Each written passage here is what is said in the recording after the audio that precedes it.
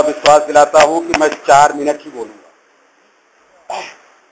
आदरणीय मंचासीन समस्त पदाधिकारीगण, मेरे सम्मुख बैठे बहुत तरह के लोग, बुजुर्ग, महिलाएं, नौजवान, सोचने वाले, न सोचने वाले, क्या करके करने वाले, न करने वाले, सारे साथी।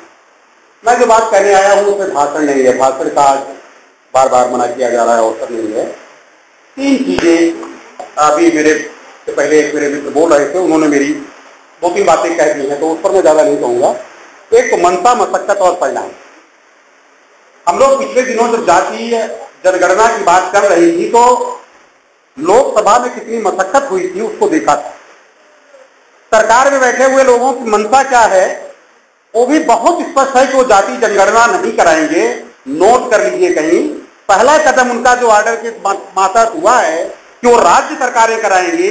अभी जज साहब कह रहे थे कि वो बिल्कुल वैधानिक नहीं होगा, तो स्पष्ट तौर पर वो साफ हो गया कि उनकी मंशा नहीं है।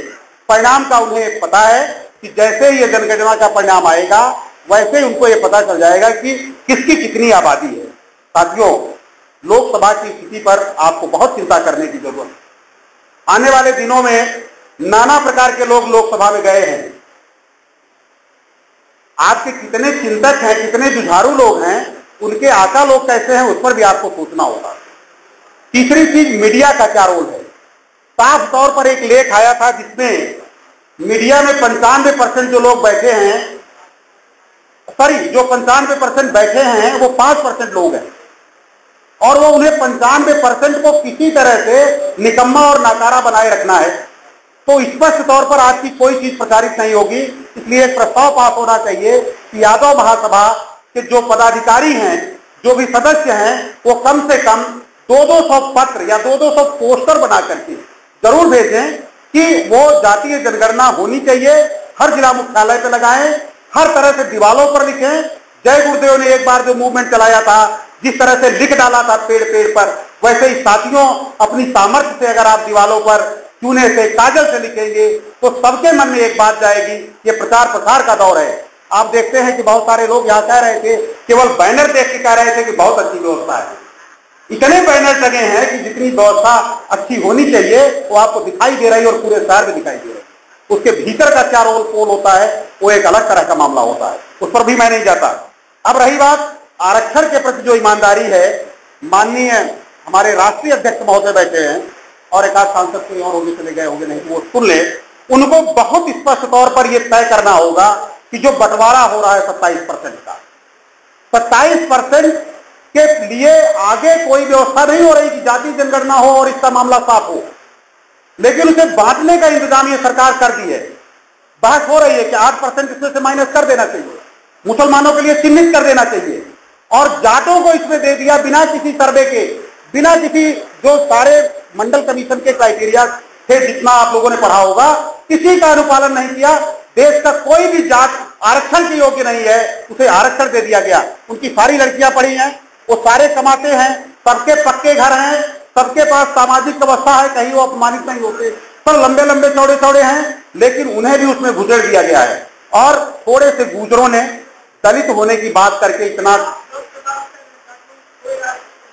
किसको, जाटों को सभी, उत्तर प्रदेश में मिल चुका है, हरियाणा में मिल रहा है, राज्य की देश के लिए रिजेक्ट हुआ है। मान्यवर माधी बात स्टेट में हो गया है, काहे नाराज हो रहे हैं। अरे भाई, राजस्थान, यूपी, उत्तर प्रदेश में मिल रहा है प्रभुवर, थोक में वही आ रहा है, दूसरा कोई नहीं आ रहा है। आपको रिकॉर्ड चाहिए तो हमसे ले लीजिएगा। जितने भी कमीशन में सिलेक्शन हो रहे हैं केवल जाट सेलेक्ट हो रहा है। यहां बिना आंकड़े से कोई बात नहीं की जा रही, हवा में नहीं हो रही है, माफ करिएगा। दूसरे, मुस्लिम का जबरदस्त तरह से विरोध होना चाहिए यादव महासभा के मंच से कि इससे बंटवारे की बात नहीं, मुसलमान जितने हैं उतने पा रहे हैं।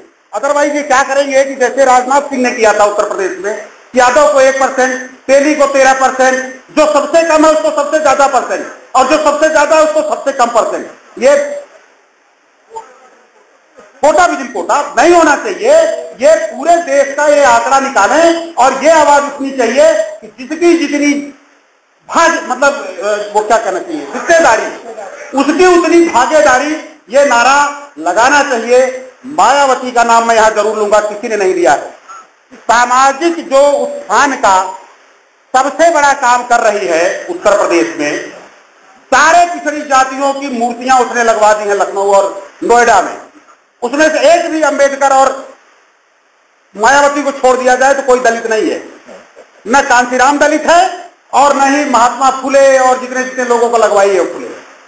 उसने स्थापत्य के क्षेत्र में सांस्कृतिक बदलाव किया है। मुगलों के बाद अगर किसी ने इतना बड़ा सांस्कृतिक बदलाव, स्थापत्य का बदलाव किया उत्तर प्रदेश में, तो किसी ने नहीं किया। अंग्रेजों का बनाया हुआ कोई इतना बड़ा स्मारक नहीं है।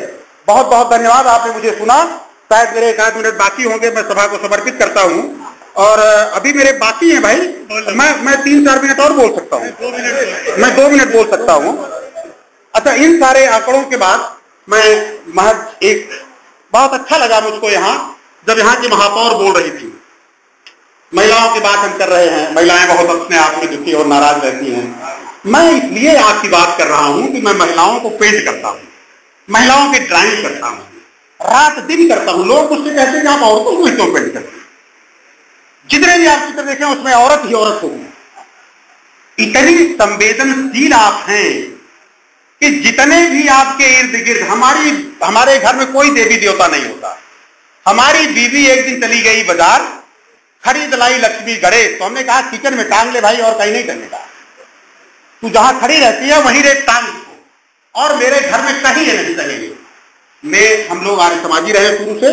बहुत सारी कुरीतियां हैं महिलाओं, उसे आप पहले छोड़ दो अपने आप सब लोग कृष्णा गौड़ बन जाओगे, कृष्णा गौड़ उर्फ यादव बन जाओगे, और दुनिया की कोई ताकत आपको नहीं रोक सकती। और रियली आपको कोई नहीं रोक रहा है, आप रुके हुए हैं। थोड़ा सा 2 कदम आगे चलें, सारा जमाना आपका इंतजार कर रहा है। बहुत बहुत धन्यवाद, मैं समय के अंदर रहा। ठीक है।